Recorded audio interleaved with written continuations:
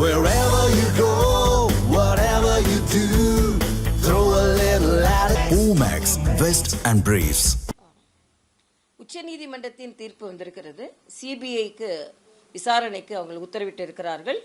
இது ஒரு வரவேற்கத்தக்க ஒரு தீர்ப்பு. ஏனென்றால் மாநில அரசின் விசாரணையின் மீது நம்பிக்கையின்மையை அனைத்து கட்சிகளும் அவர்கள் வெளிப்படுத்தி இருந்தார்கள். அது மட்டுமல்ல, எதிர்கட்சிகள் என்றாலே அவர்களுக்கு அனுமதி கொடுப்பதிலிருந்து, அவர்களுக்கு ஆர்ப்பாட்டத்திற்கான உரிமையை அவர்களுக்கு அளிப்பதில் இருந்து திராவிட முன்னேற்றக் கழகம் ஒரு ஆர்ப்பாட்டமோ ஒரு கூட்டமோ ஏற்பாடு செய்தால் ஆளும் கட்சிக்கு ஒரு மாதிரியும் எதிர்கட்சிகளுக்கு ஒரு மாதிரியும், எதிர்கட்சிகளுக்கு அனுமதி கொடுப்பதே இவர்கள் ஏதோ உதவி செய்வதை போல ஒரு தோற்றத்தை ஏற்படுத்தி இப்படிப்பட்ட ஒரு மாற்று அரசியலை செய்து கொண்டிருந்தார்கள். அதற்கு உச்சநீதிமன்றம் ஒரு பதிலடி கொடுத்திருக்கிறது.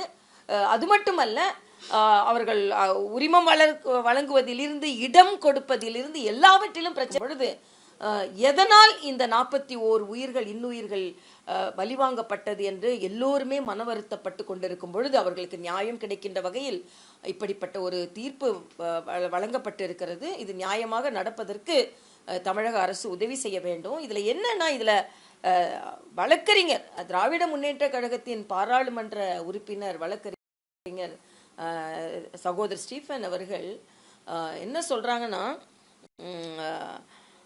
41 பேருக்கும் இதுல ஒன்றும் நியாயம் இல்லை அப்படின்னு, ஒரு எதனால நடந்ததுன்னு கூட இது ஒரு தெரியறதுக்கு கூட ஒரு அது ரொம்ப சர்வசாதாரணமா இதில் அவங்களுக்கு என்ன கிடைக்க போகுது அப்படின்னு ஒரு கேள்வி கேட்கிறாரு. அதுக்கப்புறம் என்ன சொல்றாருன்னா, இது மாநில ஆணையத்தை வேணான்னு சொல்லலை, அதை ஒத்துக்கிட்டாங்க அப்படின்னு சொல்றாரு. இன்னொன்று, 2 பேரின் அந்த வழக்கு உச்சநீதிமன்றத்திலேயே அவங்க சிபிஐ வேண்டும் என்று கேட்டவர்கள் குடும்பத்தில் இன்னைக்கு ஒரு சின்ன குழப்பம் ஏற்பட்டு இருக்கிறது என்றால் அதற்கு யார் காரணம் என்று நமக்கு தெரியாது. எது எப்படி இருந்தாலும் திமுக தப்பிக்க முடியாது. அதனால் இன்றைய காலகட்டத்தில் இது ஒரு வரவேற்கத்தக்க தீர்ப்பு என்று நான் நினைக்கிறேன்.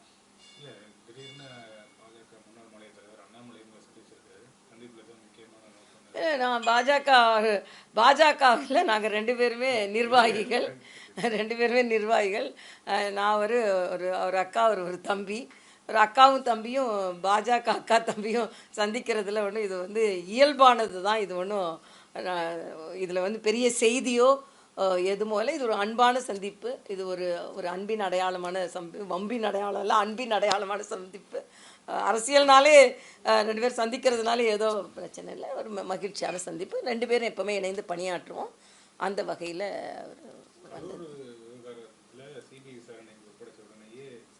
பல விமர்சனங்கள் வருது. தாவேகா பாஜகவுக்கு அடிமையாயிடுச்சு, மறைமுகமா பாஜக தாவேகாவுக்கு உதவி பண்றாங்க, கூட்டணிக்கு கூட போறதுக்கு வாய்ப்பு இருக்குன்னு சொல்றாங்க. இந்த மாதிரியான கருத்துக்கள்லாம் நீங்க எப்படி பாக்குறீங்க? இல்லை, எந்த அளவிற்கு திமுகவும் அதன் கூட்டணி கட்சிகளும் பாஜக அதிமுகவை பார்த்து பயந்திருக்கிறார்கள் என்று. நாங்க தம்பி விஜய்க்கு அவர் கட்சிக்கும் அவர் கட்சி தொண்டர்களுக்கும் ஆதரவா இருக்கிறது என்ன காரணம்னா, நாங்க அவர்களுக்கு ஆதரவா, தார்மீக அடிப்படையில் ஆதரவா இருக்கிறோம். கடுமையாக மாநில அரசை நாங்கள் எதிர்க்கிறோம்.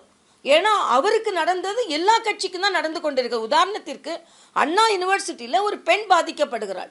பெண் தலைவராகிய நாங்கள் போய் போராட்டம்னா எங்களை கைது செய்யறாங்க. அது போராட்டத்திற்கு அனுமதி கிடையாது.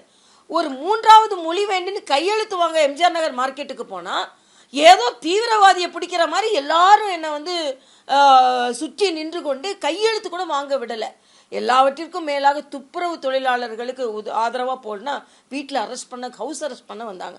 நான் ஏன் இதை சொல்றேன்னா, எதிர்கட்சிகளுக்கெல்லாம் குரல் வலை இப்படி அறிவிக்கப்படாத அவசர நிலையாக இருக்கும் பொழுது அவரை போன்ற கட்சிகளுக்கு நாங்கள் ஆதரவு கொடுக்க வேண்டிய அவசியம் எங்களுக்கு ஏற்படுகிறது என்பதுதான். ஆக இது ஒரு தார்மீக அடிப்படையில் ஒரு எதிர்கட்சியை குரல் வலையை நெரிக்கும் பொழுது நாங்கள் எல்லாம் ஆதரவாக இருக்கிறோம். ஆக ஒரு அரசியல் கட்சி என்று வந்தால், அரசியலில் ஒரு நிகழ்வு நடந்தது என்றால் அவங்க ஒரு அடிப்படையில் ஒரு நிலையை தேர்ப்பட ஒரு stand, they have to stand with one incidents. அதில் நாங்கள் விஜய் கூட நிற்கிறோம். ஏனென்றால் அவர்கள் எதிர்கட்சியாக, ஆளும் கட்சி அவரை எதிர்கட்சியாக பார்த்து கொண்டு ஒரு அனுமதி கொடுக்கறதுல இருந்து அவர்களுக்கு பிரச்சனை ஏற்படும் பொழுது நாங்கள் அவருக்கு ஆதரவாக இருக்கிறோம் என்பதை விட ஆளும் கட்சிக்கு தீவிரமாக எதிராக இருக்கிறோம். என்பது நிலைப்பாடு. சில பேர் இந்த பாதிக்கப்பட்டவங்க எல்லாம் மேல்முறையீடு பண்ணாங்க. ஆனா அதுல நிறைய பேருக்கு வந்து எங்களுக்கே தெரியாது, ஆனா எங்க பேர்ல மேல்முறையீடு பண்ணியிருக்காங்கன்னு சொன்ன அந்த பேட்டிங்கெல்லாம் கொடுத்துருக்காங்க. இல்ல அதுதான் சொல்றேன் இதுல யாரோட, ஏன்னா அவங்க வந்து உச்சநீதிமன்றம் வரைக்கும் போய் இதுக்கு முன்னால கூட அவங்க பேர்ல தான் சிபிஐ வழக்கு தொடங்கப்பட்டதுன்னு. ஆளும் கட்சி மீது நமக்கு ஏன் நம்பிக்கையின்மை வருகிறது என்றால், சாட்சிகள் கலைக்கப்படுவது என்பது நாம் வந்து பார்த்து கொண்டு தான் இருக்கிறோம். அதனால இதில் வந்து அவங்க எந்த விதத்தில் அந்த சாட்சிகளை குழப்பம் அடைய வைத்திருக்கிறார்கள் என்பதை நாம் தீர விசாரிக்க வேண்டும். திராவிட முன்னேற்ற கழகம் எதை வேண்டுமானாலும் செய்வார்கள், அதில் இதில் என்ன செய்தாங்க என்பது தெரியல. அதுக்கு விசாரணை இருக்குது, அதில் நான் ஒன்றும் தலையிடலை. அவர்கள் 2 பேரின் கருத்துக்கள் மீது விசாரணை இருக்குது. விசாரணை முடிவுகள் வெளியே வரட்டும், அதற்கு பின்பு நாம் பார்ப்போம். ஆனால் பாமர மக்கள், அவங்க எல்லா மக்களுமே சிபிஐ வேணும்னு தான் கேட்டாங்க. பாஜக சிறப்பு குழுவை அமைச்ச உடனே ஏன் குழு வருதுன்னு கேட்டாங்க. ஆனால் அந்த மக்கள் யாருமே நீங்கள் ஏன் வந்தீங்கன்னு கேட்கல. எல்லாரும் மடை திறந்து தங்களோட பிரச்சனைகளை சொன்னாங்க. ஆக அன்று அவர்கள் மக்கள் சொல்லும் பொழுது எல்லாருமே தீவிர விசாரணை வேணுங்க, இதில் வந்து பாராபட்சமான விசாரணை வேண்டும், பாராபட்சமற்ற விசாரணை வேணுங்கன்னு கேட்டாங்க. அதனால் இந்த 2 பேர் இல்லாமல் பாதிக்கப்பட்ட அத்தனை குடும்பங்களுக்கும் தங்கள் வீட்டில் இழந்தவர்களுக்கு நியாயம் கிடைக்க வேண்டும், அவங்களுக்கு சிபிஐ விசாரணை வேண்டும் என்ற எண்ணம் தான் எல்லார் மனதிலும் இருந்தது. சில பேர் வெளியே சொன்னாங்க, சில பேர் வெளியே சொல்லலை என்பதுதான். ஆனால் எல்லாருக்குமே மாநில அரசின் விசாரணையின் மீது நம்பிக்கை இன்மை இருந்தது. ஏன்னா மரியாதைக்குரிய ஜட்ஜ் அருணா ஜெகதீசன் மீது எனக்கு நம்பிக்கை இருக்கிறது, ஒரு மரியாதை இருக்கிறது. ஆனால் அவர் பேசும்போதே விஜய் கொஞ்சம் முன்னால் வந்திருக்கலாம், கையசைச்சிருக்கலாம் அப்படின்னு அவரே சில முடிவுகளை சொன்னது ஒரு தவறுன்னு நான் ஒரு தனிப்பட்ட முறையில் நான் சொல்கிறேன். அதே மாதிரி ஸ்பெஷல் இன்வெஸ்டிகேஷன் டீம் வந்து உயர்நீதிமன்றம் அமைத்தால் கூட இருந்தது எல்லாம் மாநில அதிகாரிகள் தான். ஒரு மாநில அதிகாரி, ஐஏஎஸ் அதிகாரியையே செய்தி தொடர்பாளராக பயன்படுத்துகிறாங்க தமிழக அரசு. அப்படி இருக்கும் பொழுது என்ன உண்மையான தகவல்கள் அவர்களிடமிருந்து இந்த விசாரணை குழுவுக்கு கிடைக்கும்ன்றது ஒரு கோரிக்கை இருக்குல்ல. உதாரணத்திற்கு எங்கள் டெலிகேஷன், பிஜேபி டெலிகேஷன் வரும்போதே கலெக்டர் சந்திக்கிறேன்னாரு, எஸ்பி சந்திக்கிறேன்னாரு, திடீர்னு சந்திக்க மாட்டேன்னு சொல்லிட்டாங்க. ஆக அந்த குழுவை வைத்துக்கொண்டு, அந்த அதிகாரிகளை வைத்துக்கொண்டு மாநில கோர்ட்டு அமைச்ச வந்து ஸ்பெஷல் இன்வெஸ்டிகேஷன் டீம் வந்து என்ன வேலை செய்யும் நமக்கு தெரியலையே. அது மட்டும் இல்லாமல் நீங்கள் அருணா ஜெகதீசன் சொன்னால கேட்குறேன், இந்த வழக்கில், இந்த விவகாரத்தில் அருணா ஜெகதீசன் ஆணையமும் விசாரணை மேற்கொள்ளும்ன்றத வில்சன் இன்னைக்கு தெளிவுபடுத்தியிருக்காரு. எப்படி 2 தரப்பும், அதாவது அவங்க உச்சநீதிமன்றம் அமைச்ச அந்த சிபிஐ குழுவினரும் இவங்களும் விசாரணை இல்லை. அதான் அந்த மரியாதைக்குரிய வில்சன் அவர்களோட பேட்டியை நான் பார்த்தேன். அவரோட பேட்டியில் வந்து சில விஷயத்தை வந்து உதாரணத்துக்கு என்ன சொல்கிறாருன்னா, ஏற்கனவே உள்ள புலனாய்வு குழுவோட அறிக்கையை கொடுக்க சொல்கிறாங்க, அதனால இதையும் ஒத்துக்க சொல்கிறாங்கன்னு சொல்கிறார். அப்போ அவர் நீதிமன்றத்தோட விவரங்களை சரியாக மக்களுக்கு எடுத்து சொல்கிறாரா அப்படின்றது மிகப்பெரிய கேள்விக்குறியாக இருக்குது. எப்போவுமே ஒரு இன்வெஸ்டிகேஷன் நடந்துட்டு இருக்கும்போது அந்த தகவலை நீங்கள் கொடுங்க அப்படின்னு சொல்கிறது. இப்போ நானே ஒரு பேஷண்ட்டை ட்ரீட் பண்ணிட்டு இருக்கேன், ஏற்கனவே ட்ரீட் பண்ணிட்டு இருந்தீங்கன்னா அந்த ட்ரீட் பண்ண தகவலை என்கிட்ட கொடுங்க, நானும் என்ன ட்ரீட் பண்ணணும்னு சொல்கிறது ஒரு அதிகாரியோட இயல்பான ஒரு நிலை. அதையே உடனே அவங்களே அவர் எதிர்க்கலை அப்படின்னு சொல்றாரு. அப்புறம் அருணா ஜெகதீசனோட சிபிஐ விசாரணைக்கு அப்புறம் அருணா ஜெகதீசனோட விசாரணை வேல்யூ இருக்குமா, அது தேவையா, இல்லை என்றால் அவர் கொடுக்கின்ற அந்த தகவல் அதிகாரப்பூர்வமாக வழக்காடு மன்றங்களால் எடுத்துக்கொள்ள முடியுமா அப்படின்றது எனக்கு சட்டப்பூர்வமாக எனக்கு தெரியல.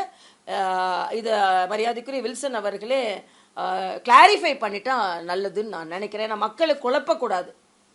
என்னோட கொண்டாடுறாங்க அப்படின்னு சொல்ல, கொண்டாடல, திண்டாடி கொண்டிருக்கின்ற மக்களுக்கு பக்கத்தில் நிற்கிறோம். ஏதாவது ஒரு வகையில் அவர்களுக்கு நியாயம் கிடைத்து விட முடியுமா என்பதுதான். இந்த கரூர் விவகாரம் மட்டுமல்லாமல் ஒவ்வொரு முறையும் வந்து தவறு செய்பவர்கள் தஞ்சமடையக்கூடிய இடமாக பாஜக இருக்குது அப்படின்ட்டு திமுக தொடர்ச்சி விமர்சனம் பண்றாங்க. அதுக்கு பதில் தவறு செய்தவர்கள் தஞ்சம் அடையினா முதல் திமுக தான் எங்கிட்ட வந்து தஞ்சம் அடைஞ்சிருக்கணும். ஏன்னா எல்லா தவறும் அவங்க தான் செய்கிறாங்க. அதனால் வேண்டியவர்களுக்கு நாங்கள் ஆதரவாக இருக்கிறோம் என்று எடுத்துக்கொள்ளலாமே தவிர, தவறு செய்தவர்கள்னா இன்னைக்கு தவறு செய்தவர்னு யார்? செந்தில் பாலாஜி தவறு செய்கிறோம் தான். நான் என்ன கேட்குறேன், திராவிட முன்னேற்ற கழகம் அதிமுகவிலிருந்து செந்தில் பாலாஜி எப்படி தஞ்சமடைய வைத்தாங்க? சேகர் பாபு யாரு? ராஜகண்ணப்பன் யாரு? முத்துசாமி யாரு? அப்போ தவறு செய்தவர்களை எல்லாம் நீங்கள் எதிரில் இருக்கும்போது தவறு செய்தவர்கள் என்று சுட்டி காண்பித்து விட்டு இதே செந்தில் பாலாஜி மீது தவறு செய்தார் என்று வழக்காடு மன்றத்துக்கு போனது இன்றைய முதலமைச்சர் அவர்கள்.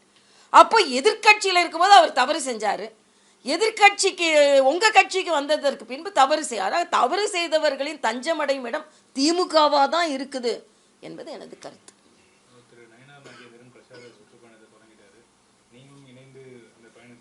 இல்லை, மரியாதைக்குரிய தலைவர் நயினார் நாகேந்திரன் அவர்கள் சுற்றுப்பயணத்தை நாங்கள் எல்லாம் சேர்ந்து தான் திட்டமிட்டோம். அதற்கு நாங்கள் எல்லாம் சேர்ந்து தான் பெயர் வைத்தோம். அதனால் நிச்சயமாக அவரோட சுற்றுப்பயணம் வெற்றி பெறுவதற்கு வாழ்த்துகள். நிச்சயமாக அந்த சுற்றுப்பயணத்தில் நாங்கள்லாம் எங்கெல்லாம் கலந்துக்க முடியுமோ அதெல்லாம் கலந்து கொள்வோம். இல்லை, எல்லாம் அதற்கான முயற்சிகள் நடந்து கொண்டு இருக்கிறது. இப்போ இந்த நிகழ்ச்சிக்கு கூட தேசிய தலைவர்கள் வந்திருக்க வேண்டும். பீகார் எலெக்ஷன்னால அவங்க வரலை. அதுக்கப்புறம் இன்னும் தமிழக அரசும் ஸ்டாண்டர்ட் ஆப்ரேட்டிவ் ப்ரொசீஜர் என்ன SOP சரியாக கொடுக்கல. அதெல்லாம் கொடுத்ததுக்கப்புறம் இன்னும் நாங்கள் பெருசாக அதை ஏற்பாடு செய்து தலைவர்களை நாங்கள் கூப்பிடுவோம் என்பது எங்களது கருத்து. தேங்க்யூ பா. Wherever you go, whatever you do, throw a little at it. Omax, Vest and Briefs.